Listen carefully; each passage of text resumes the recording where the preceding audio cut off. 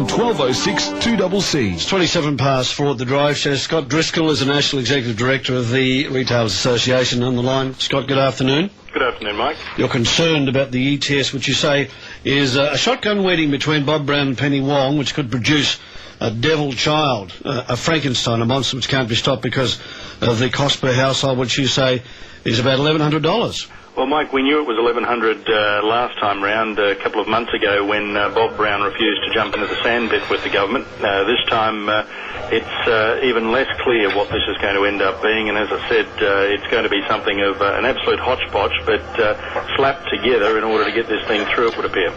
So your concerns are the impacts on your members. So when you say 1,100, that was last year, do you believe it could be less? Oh, no, I think it'll be more. It'll be more? Put Bob Brown into this, and it gets more and more extreme. It is certainly going to cost households more than the $1,100 that it was going to last year. So, again, that obviously is a major concern for business, because if it's going to be the case, it's going to be bad. But that, of course, has to line up against the Rudd government's re-election, though. So those things tend not to happen in the year of an election. There are many efforts to try and prevent that from happening.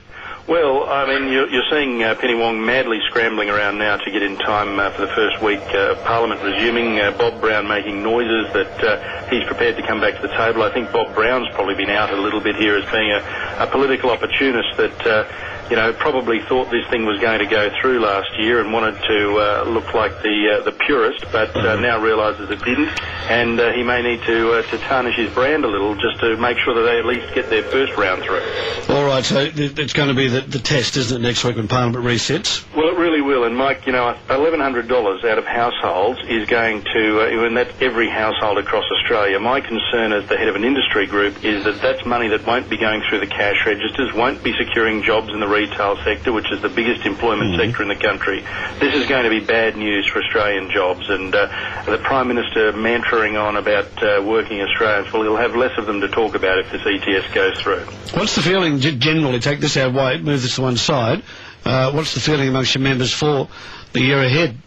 Oh, look, a lot of trepidation, Mike, and, if it's not the ETS, it's the new IR system that is absolutely raining hell down on the retail sector with penalty rates that are unsustainable and are really going to push up prices again to consumers and certainly wipe out jobs. I mean, it's a perfect storm of disaster when you throw these two, the IR and the ETS, into the pot. Thanks for your time, Scott. Thanks, Mike. Scott Driscoll from the Retailers Association, basically suggesting there quite a clever line, a shotgun marriage between Bob Brown and I guess Penny Wong. That's an interesting one too, given their sexuality, which is likely to produce a devil child in the form of an ETS Frankenstein. It's 4:30 news time.